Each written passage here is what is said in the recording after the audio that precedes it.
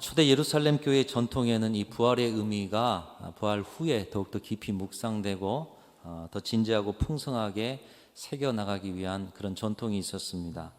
부활 이후 이어지는 기쁨의 50일, The Great 50 Days라는 그런 절기로 부활 후에 50일 동안 성령 강림 주일까지 부활의 기쁨을 함께 나누면서 이 축제의 절기로 함께 지냈다고 합니다.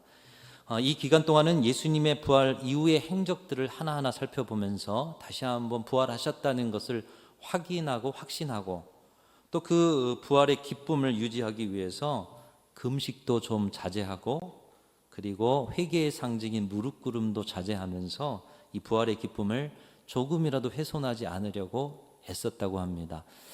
우리 순천중앙교회와 성도님들 모두도 이 기쁨의 50일 성령 강림주일까지 여러분에게 주신 부활의 기쁨을 그 어디에도 빼앗기지 않는 기쁨이 넘쳐나는, 기뻐할 수 없는 중에도 기뻐하고 감사할 수 없는 중에도 감사하면서 여러분에게 주신 기쁨이 훼손되지 않도록 기뻐하고 또 기뻐하는 그런 기쁨의 50일이 되실 수 있기를 축복합니다. 자, 오늘 우리도 부활 이후에 예수님의 행적들을 한번 살펴보고자 합니다. 그 가운데 대표적인 행적 중에 하나가 엠마오로 내려가는 이 제자들의 행적입니다. 글로바라는 제자 그리고 다른 한 제자, 이 두 제자가 지금 엠마오로 내려가고 있습니다. 예루살렘을 떠나서 자신의 생업의 현장인 엠마오로 내려갑니다. 예수님과 함께 걸었고 예수님과 함께 사역하였고 또 예수님의 말씀을 들으면서 놀라운 기적을 보았던 그 자리를 떠나서 옛적에 예수님 만나기 전이었던 그 엠마오로 가고 있는 것이죠. 한 40여 킬로 정도 되는 그 거리를 터벅터벅 축 처진 어깨로 내려가고 있습니다. 그 이유가 뭐냐? 자신들의 생업을 버리고 그렇게 따랐던 예수님이 십자가에 달려 돌아가셨기 때문인 것입니다. 이 충격적인 사건 앞에서 이제는 예루살렘에 머물 수 없다 판단하였는지 엠마오로 한 걸음 한 걸음 가고 있습니다. 여러분, 예수님이 어떤 분이셨습니까? 그때 당시에 종교 지도자들 그 어떤 누구보다도 권위 있는 말씀을 전하셨고요. 귀신을 쫓아내고 병자를 고치고 놀라운 신적 능력을 가지신 하나님 아니셨습니까? 예수님이 가신 곳에는 새로움이 있고 하나님의 나라가 세워지고 오병이어의 기적을 통해서도 하나님의 선하신 역사, 하나님의 공동체가 그 안에 드러났습니다. 예수님께서 왕으로 환영받으면서 예루살렘에 입성하시는 모습도 보았습니다. 종려나무 가지를 흔들며 많은 무리가 호산나 외치는 소리. 그런데 그렇게 입성하신 예루살렘에서 십자가에 달려 비참한 죽음을 맞이하는 예수님을 보면서 그들은 절망에 빠질 수밖에 없었던 것입니다. 한편 생각하면 이들이 왜 예루살렘을 떠나서 지금 엠마오로 가는 것일까? 이미 그들도 부활하신 주님에 대한 소식을 들었습니다. 무덤에 갔던 여인들이 부활의 소식을 알리는 천사를 만났다. 또 베드로와 몇 제자들도 예수님의 시신이 없는 빈 무덤을 보았다. 이미 부활의 소식에 대해서 들었지만 그들은 예수님의 부활을 믿지 못하고 방향을 바꾸어 갔던 걸음을 멈추지 않고 오늘 지금 엠마오로 걸어가고 있습니다. 그런 그들이 절망의 걸음을 소망의 걸음으로 바꾸어서 엠마오로 가던 걸음을 다시 예루살렘으로 돌이켰다. 그리고 그 예루살렘으로 달려가서 부활의 체험을 가진 자들, 부활의 소식을 접한 자들과 함께 모여서 각각이 자신이 경험한 예수님, 부활하신 예수님, 부활의 소식들을 나누다가 그 자리에 오셔서 너희에게 평강이 있을지어다 말씀하시면서 그들을 만나주시는 부활의 주님을 만나는 일까지 일어나게 되었습니다. 엠마오로 가는 절망의 걸음에서 부활하신 주님을 만나는 일까지 오늘 본문을 쭉 읽다 보면 그들이 지금 부활하신 예수님을 만나게 된 것이에요. 여러분 생각해 보십시오. 엊그제 돌아가신 분이 여러분 앞에 다시 나타났다고 생각해 보세요. 얼마나 놀랍고 감격스럽고 감사한 일입니까? 사랑하는 성도 여러분, 여러분의 인생의 매 순간 이 부활의 기쁨과 체험이 넘쳐나실 수 있기를 주님의 이름으로 축원합니다. 한 주 지났어요. 부활절 달걀 나누고 칸타타 했어요. 그리고 잊혀져 버리는 부활절. 아니요, 우리의 매일은 주님의 부활의 기적이 나타나는 그런 모든 시간인 줄로 믿습니다. 삶의 순간순간 주님은 우리에게 찾아오셔서 부활의 주님으로 우리를 만나 주실 뿐만 아니라 그 부활의 기쁨을 가지고 삶을 나누고 사명을 감당하는 우리 모두에게 찾아오셔서 오늘 이 예배 자리에도 부활의 주님의 임재 가득한 영광이 저와 여러분을 붙들고 계시는 줄로 믿습니다. 이런 일들이 여러분의 가정 안에, 이런 일들이 여러분의 부서와 선교회와 구역 안에 날마다 부활의 은총을 체험하고 부활의 주님을 만나고 그 주님을 서로 나누는 기쁨이 이번 기쁨의 50일 그리고 남은 생애 전체 매 순간마다 있어지시기를 간절히 소망합니다. 부활의 소식을 듣고도 절망의 자리로 한없이 내려가던 그들이 어떻게 걸음을 바꾸고 방향을 바꾸어서 다시 엠마오에서 예루살렘으로 갈 수 있었을까? 어떻게 그들이 부활의 주님을 다시 만나는 은혜를 입을 수 있었습니까? 여러분, 절망의 자리 그리고 사명의 자리를 포기할 만큼 힘든 그 자리에서 다시 부활의 자리, 사명의 자리로 돌아올 수 있는 것은 오직 예수 그리스도께서 걸음을 바꾸실 때만이 온전한 사명과 온전한 부활의 능력이 회복되어질 줄로 믿습니다. 우리 인생의 걸음을 바꾸시는 분이 예수님이시라는 것이죠. 우리의 삶의 걸음을 방향을 바꾸시는 분이 오직 예수밖에 없다는 것이죠. 예수님께서 그들의 걸음의 방향을 바꾸셔서 다시 예루살렘으로, 다시 부활의 자리로 돌아가게 하셨던 것입니다. 오늘 저와 여러분에게도 주님은 말씀하시고 원하시는 것이 있어요. 이미 부활의 주님을 선물로 받았음에도 혹시 여러분의 삶의 자리에서 다시 절망의 자리로 가고 계신 분은 없으십니까? 부활의 기쁨이 있다라고 말하면서 삶 속에서는 다시 예루살렘에서 엠마오로 가고 계신 분은 없으시냐는 거예요. 주님은 우리에게 말씀하십니다. 사는 길이 아닌 죽음의 길로 가는 걸음이 있다라면 다시 돌이켜 부활의 자리로 돌아오라. 오늘 이 말씀을 통해서 말씀하시는 것입니다. 여러분, 절망의 자리, 죽어지는 자리, 어둠의 자리에서 나오셔서 부활의 예루살렘으로 다시 돌아가는 그런 은혜를 누리시기를 축복합니다. 더불어서 여러분을 통해서 혹이라도 주변에 누군가 이웃이 절망의 자리로 빠져들고 있다면 오늘 주님의 모습을 닮아서 여러분들이 그 누군가의 인생의 방향을 바꾸고 걸음을 바꿔서 그들의 절망의 자리가 부활의 자리로, 그들의 엠마오의 자리가 예루살렘의 자리로 바뀌어지는 놀라운 부활의 기적이 나타날 수 있기를 간절히 소망합니다. 예수님은 어떻게 제자의 길을 돌이키셨습니까? 부활의 기쁨을 어떻게 회복시키셨고, 부활을 이어가는 신앙, 부활의 기쁨이 충만하고 부활의 주님을 만나는 신앙으로 어떻게 예수님께서는 그들을 바꿔내셨습니까? 오늘 세 가지 예수님이 그들을 바꿔내신 자리가 있어요. 첫 번째로는 부활의 주님은 그들에게 다가가시고 동행하심으로 그들의 인생의 방향을 부활의 방향으로 회복시켜 주셨다는 것입니다. 한번 따라합니다. 다가가시고 동행하셨다. 다가가시고 동행하셨다는 거예요. 이게 부활의 주님의 모습에 나타난 모습이요, 부활의 증인들이 살아야 할 삶인 것입니다. 어떻게 살아야 한다고요? 다가가고 동행하고, 옆에 분에게 다가가고 또 함께 동행하고. 글로바와 다른 제자는 예수님의 십자가 사건과 여러 일들을 이야기하면서 엠마오로 가고 있었습니다. 여러분, 예수님이 십자가에 달려 돌아가신 것 얼마나 충격이요, 절망이요, 낙담이었겠습니까?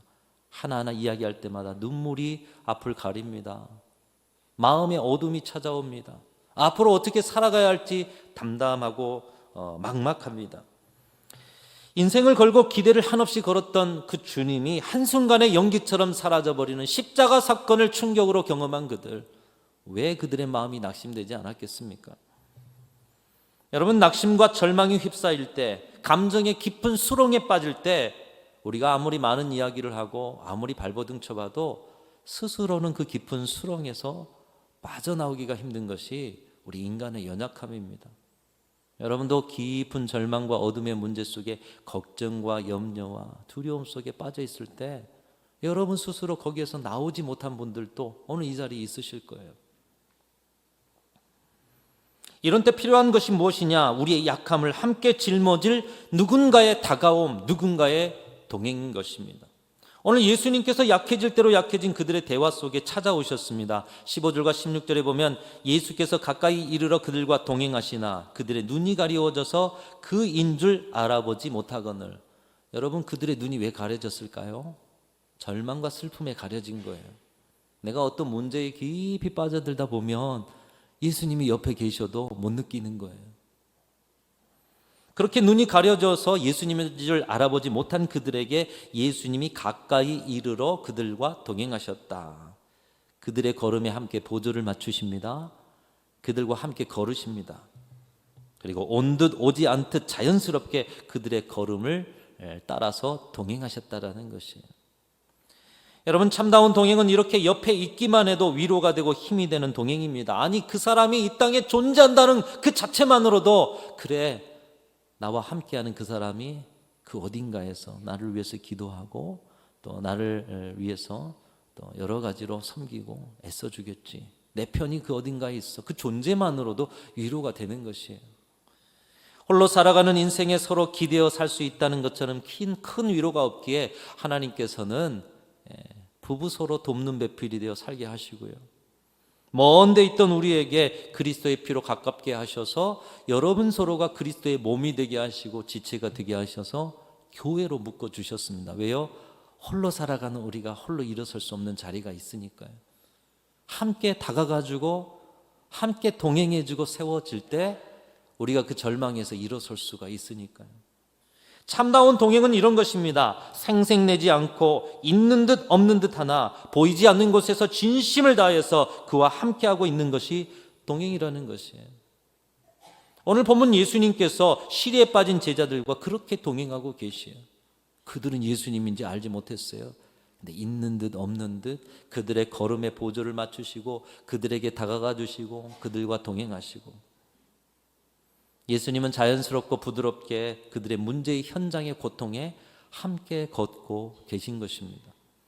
우리가 항상 기억해야 할 것이 그것입니다. 우리의 인생의 절망의 문제가 아무리 클지라도, 그래서 때로는 절망의 깊은 수렁에 빠져서 주님이 나와 함께 하시고 주의 음성이 들려지는데도 내 귀에는 들리지 않는 그런 상황에 있을지라도, 여러분, 우리도 모르는 사이에 주님은 다가오시고 동행하시고 함께 하시고 여러분의 그 절망의 현장에 함께 걷고 계심을 잊지 않으시고 믿으시는, 그 믿음으로 승리하시는 우리 귀한 성도들이 다 되실 수 있기를 주님의 이름으로 축원합니다. 더불어 우리도 부활의 주님을 닮아서 절망에 빠져있는 누군가에게 그 삶을 살아내야 한다는 거예요. 여러분 주변에 누군가가 절망에 빠져 있어요. 스스로 헤어나올 수 없어요. 다가가 주세요. 있는 듯 없는 듯 생색내지 않고 그 옆에 함께 걸어주세요. 동행해 주세요. 그것이 부활의 증인들이 살아가야 할 삶이요, 부활의 기쁨을 회복하는 길이다. 여러분, 그런 의미에서 옆에 분들에게 한번 인사하겠습니다. 제 곁에 있어 주셔서 감사합니다. 우리 한번 인사하겠습니다. 제 곁에 있어 주셔서 감사합니다. 바로 옆에 분들이 다가와 주시는 분, 동행해 주시는 분. 우리 순천중앙교회가 부활의 역사, 기쁨이 솟아나기 위해서는 여러분 새가족들이 들어왔을 때 그런 여러분을 발견해야 되는 거예요. 다가와 주고 있는 듯 없는 듯 동행해 주고 걸음에 보조를 맞춰 주고. 새가족만입니까? 헌가족도 마찬가지죠.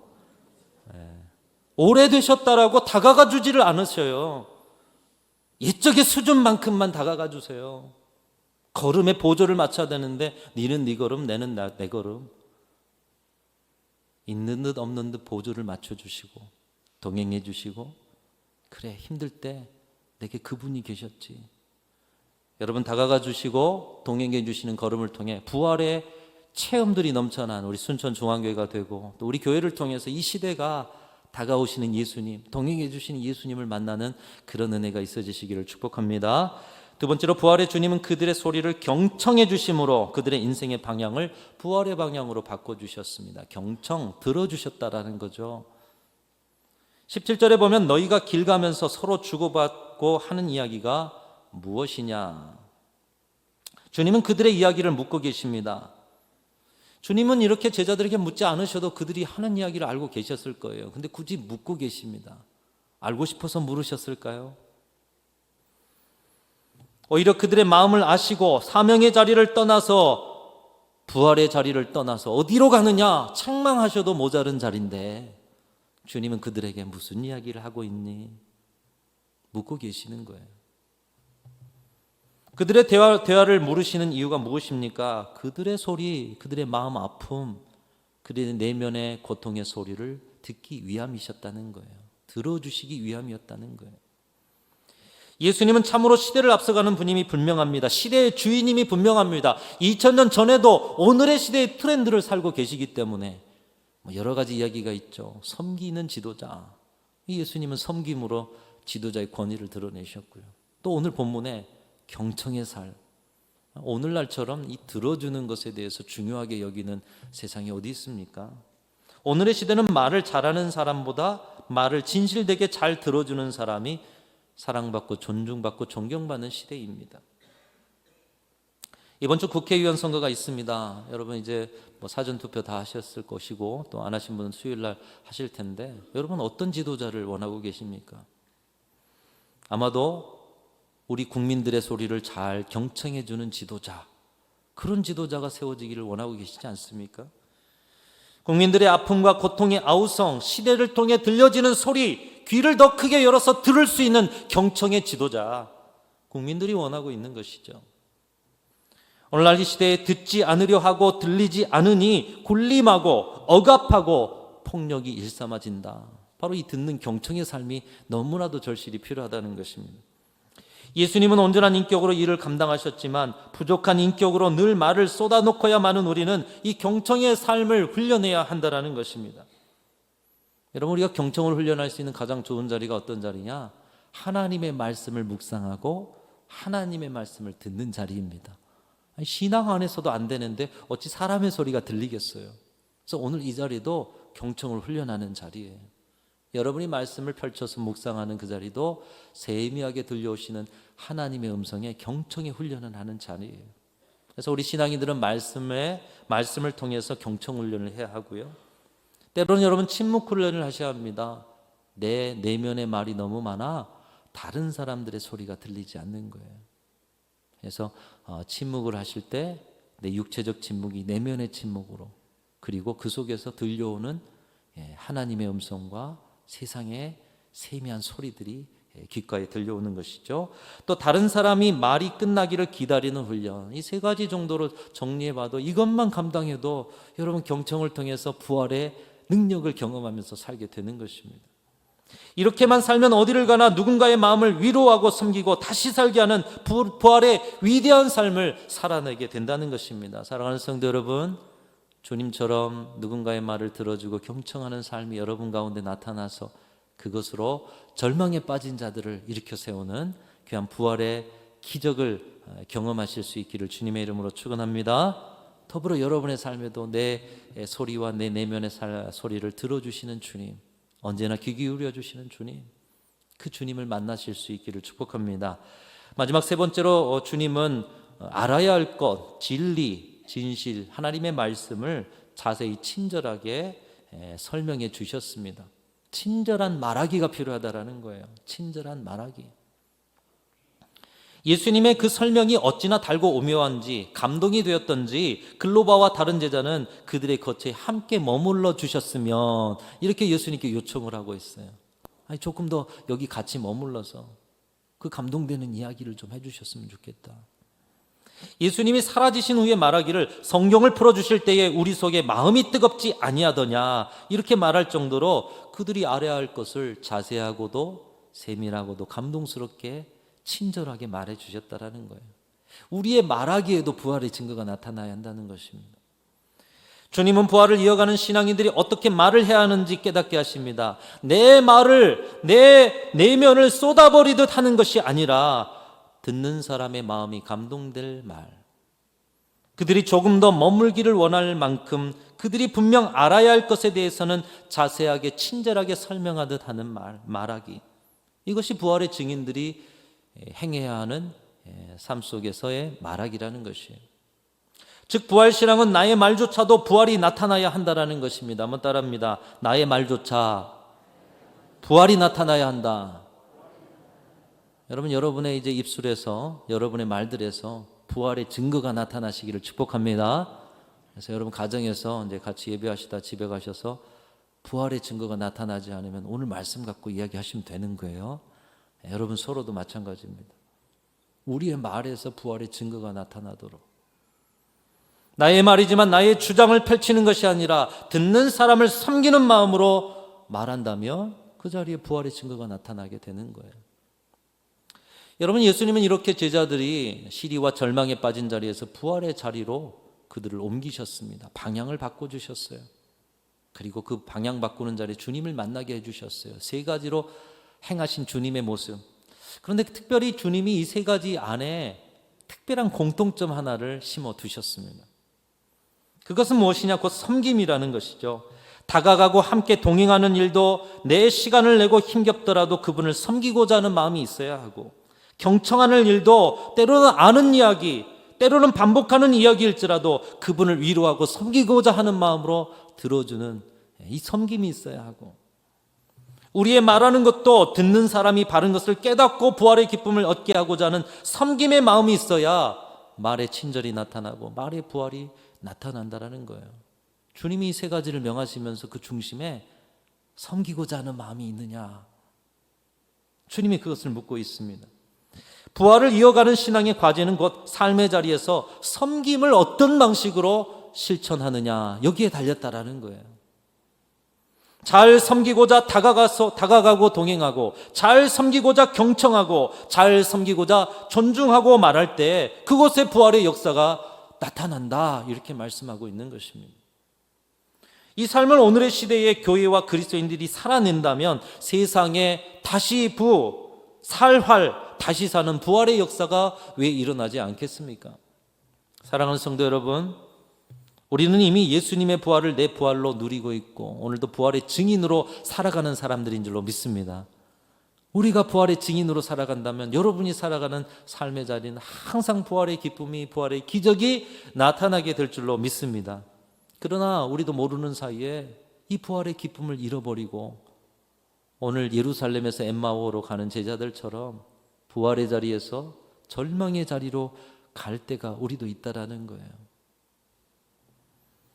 주님은 지금도 우리에게 다가와 주시고 동행해 주심으로 이 절망의 자리에서 다시 부활의 자리로 가도록 우리를 인도하고 계시는 줄로 믿습니다.